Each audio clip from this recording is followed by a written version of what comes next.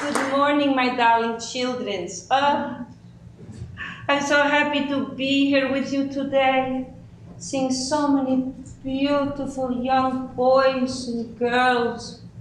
You know, I look at you, and it seems to me that it cannot be so many years ago that I was your age, but it was.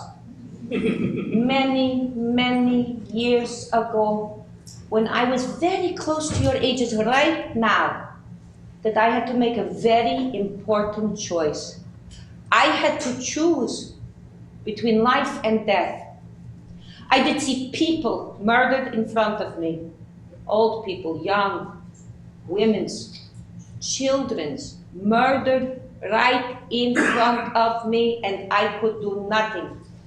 And I was almost exactly your ages right now when God offered me a choice between a mortal and an immoral life, between complicity and redemption, between death and life. I did not ask for it, but God put into my hands the lives of 12 people. Into my hands. And I was not much older than you are now. I don't look it now, maybe. I'm just an old lady.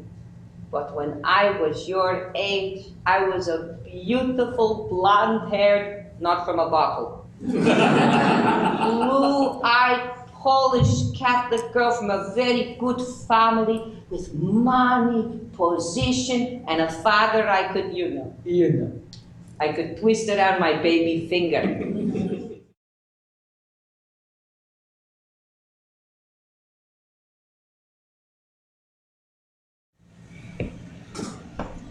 Come, my girl, wake up. Get someone who can speak Polish. I speak German, Herr Major. I learned in high school. Oh, my name, Irena Gut. Huh? You must be of German descent with a name like Gut. The features are definitely Germanic. I don't know. I never knew my family on my father's side. I am called simply Irena Gutovna. I admire your honesty. You'd be surprised how many people are trying to pass themselves off as Germans these days. Now, what seems to be your problem? If a worker faints, it endangers the efficiency of the entire plant. I won't have that. No. Please, Herr Major, you can ask anyone here. I'm a very good worker. Really, it's just that I was interred by the Russians. I had a little anemia, but I'm much better now. I'm strong as a horse. Really, you'll see. And I want to work. But I've wasted too much of your time.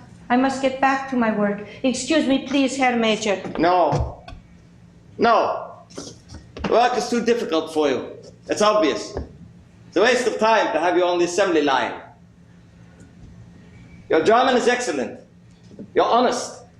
I think we have another job for which you are better suited. How are you at kitchen work and serving food? How am I?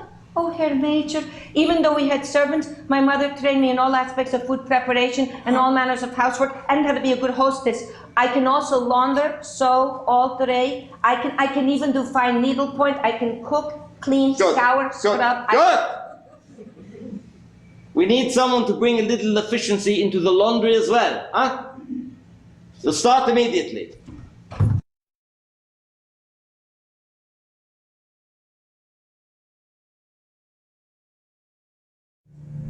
I watched them herd a mass of people into the square. Old peoples, small children's, pregnant women, women with infants. And they did kick them, and they did beat them, and curse at them, and they did shove them. And one terrified woman looks up at Rokita, who was there. He was the boss of the whole thing. She says, please be careful of my baby. And Rokita says, you're afraid the baby might get hurt? I have a solution for your problem. You won't have to be afraid anymore. And he grabbed the baby out of this mother's arms, and he held her baby over his... He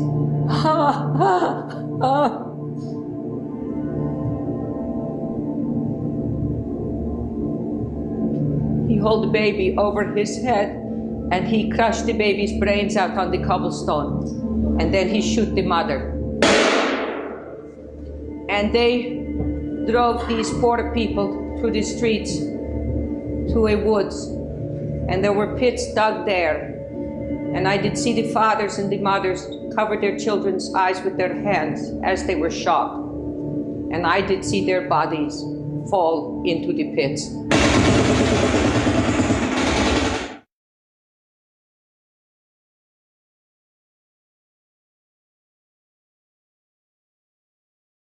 What did he say exactly? What did he say? He said nothing. She misunderstood. What did he say exactly? There will not be a Jew left.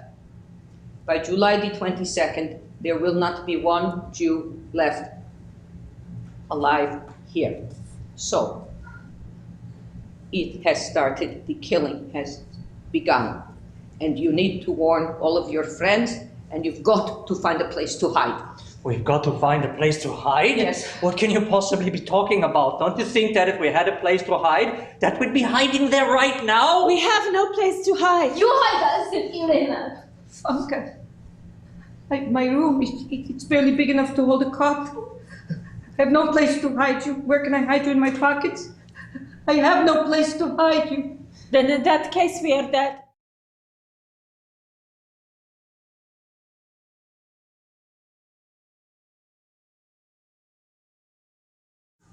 In Major Rugemir's house, that is where I am going to hide you.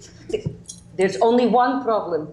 There is a Polish family who has rented it from the authorities, and the Major has given them until July 23rd to move out. That's the only problem. You just said that the Germans plan to kill us and every other Jew in Tarnopol on the 22nd. Yes, but you can hide in the Major's bathroom. Well, not exactly his bathroom. There is this air vent. For 11 people. I didn't say it would be comfortable. You got a better idea, please tell me. So, the Major goes out to a theatrical performance on July the 21st. When he goes out, that is when I am going to get you in. And how do you get us out? I haven't thought of that yet.